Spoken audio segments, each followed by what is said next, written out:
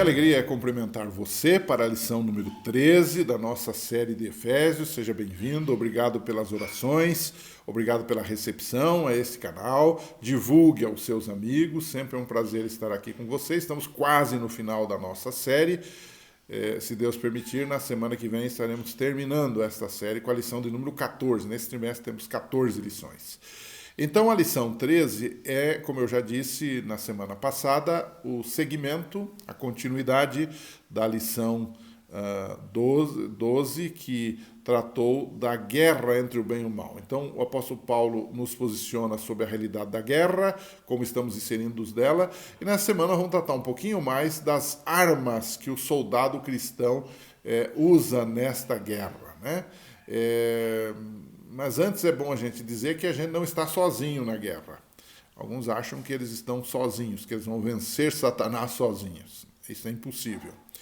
Ele destaca ali a luta de cada um, ele está destacando ali a luta que cada um tem, mas ele não desconhece que essa luta é uma luta de exército. É um exército unido, né?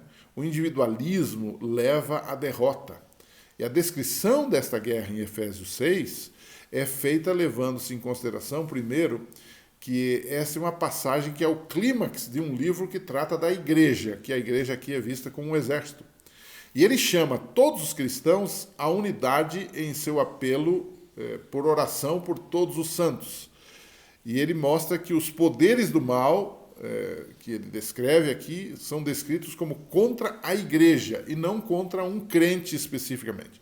O que o diabo quer destruir é a igreja toda. Se você ler Efésios 3:10, isto fica notório, né? Então, nós temos que pensar nisso em termos de uma comunidade que está avançando, né? Então não é hora para a gente estar confuso, perdido, sonolento, quanto ao nosso compromisso com Deus ou nossa lealdade de uns para com os outros como soldado de Cristo. Às vezes a gente se esquece que estamos todos juntos na mesma guerra e precisamos amar, respeitar os demais soldados que são os membros da nossa comunidade. E então, o segundo bloco dessa semana, para consideração nossa, Efésios 6, 14 a 17, faz um chamado à batalha e fala das armas. Quais são essas armas? A ordem em que as peças dessa armadura do soldado romano são as mesmas que o soldado usava, Paulo descreve em Efésios 6. Quais são elas? Eu procurei sintetizar, juntar, talvez uma com a outra, para as coisas ficarem mais fáceis, né? Em primeiro lugar, ele fala de cinto e couraça. Ele diz assim: estai, pois, firmes, cingindo-vos com a verdade e vestindo-vos da couraça da justiça. Efésios 6,14. O cinto era necessário para que as roupas de baixo que o soldado romano tinha estivessem presas. Depois vinha a armadura, né? Que ele coloca aqui como a verdade. E o que era a couraça? A couraça era feita de pequenos anéis de ferro entrelaçados para proteger os órgãos vitais do soldado, coração e etc, né? E ele fala de que essa couraça da justiça é colocada sobre nós. E o que isso te lembra? Te lembra a própria justificação pela fé, né? Deus coloca a justiça que não é nossa, a justiça que é de Cristo, sobre nós. Então essa couraça da justiça é uma das armas do soldado cristão, né? Você tem o cinto, que dava ao soldado agilidade, porque ele não ficava com aquelas vestes soltas, então na hora de correr, na hora de atacar, ele tinha uma certa agilidade. E você tem as vestes, a couraça, que era algo protetor dele, que era colocado sobre ele para que ele se protegesse contra as armas do inimigo, né? Um segundo bloco de armas, ele fala dos calçados da paz. Ele diz assim: calçai os pés com a preparação do evangelho da paz, Efésios 6,15. Isso indica prontidão para a batalha. Você está calçado, eu estou pronto, né? E ao mesmo tempo significa que enquanto guerreamos, nós estamos pregando o evangelho da paz, né? Um terceiro bloco é escudo da fé, né? Ele diz assim: embraçando sempre o escudo da fé, com o qual podeis apagar todos os dardos, as flechas envenenadas os dardos inflamados do maligno, Efésios 6,16. Então, ele está dizendo aqui que esse escudo, que ele chama de escudo da fé, que a fé, nesse caso, é a proteção nos dias maus. E então terminamos com o capacete da salvação, que era feito de ferro ou de bronze, e esse capacete protegia a cabeça e o pescoço, partes vitais do corpo humano. Isso significa rejeitar o medo, né, dos poderes espirituais do mal. Eu estou com o capacete da salvação, né? Eu estou protegido contra os poderes espirituais do mal, porque a gente sabe que tudo passa pela nossa mente, né? Deus age na mente, mas o diabo também age. Ele também traz sugestões para o pecado na nossa mente. Então, nesse caso, o capacete da salvação significa alguma coisa que nos protegia dos poderes do mal, né? Espada, ele fala da espada do Espírito. Note que ele coloca Cristo, ele coloca Deus, o Pai, e ele coloca o Espírito Santo, né? Diz assim, ele fala, você tem que ter a espada do Espírito. O que é a espada do Espírito? É a palavra de Deus, né? Os soldados romanos usavam naquela época uma espada pequena de 2 gumes, que cortava muito, né? Primeiro lançava-se o dardo e depois enfiava-se a espada. Então resolvia o problema, como se diz, né? No Antigo Testamento, a língua era como uma espada. Então ele está falando, cuidado com a sua língua, cuidado com o que você fala, que seja tudo orientado pelo Espírito Santo.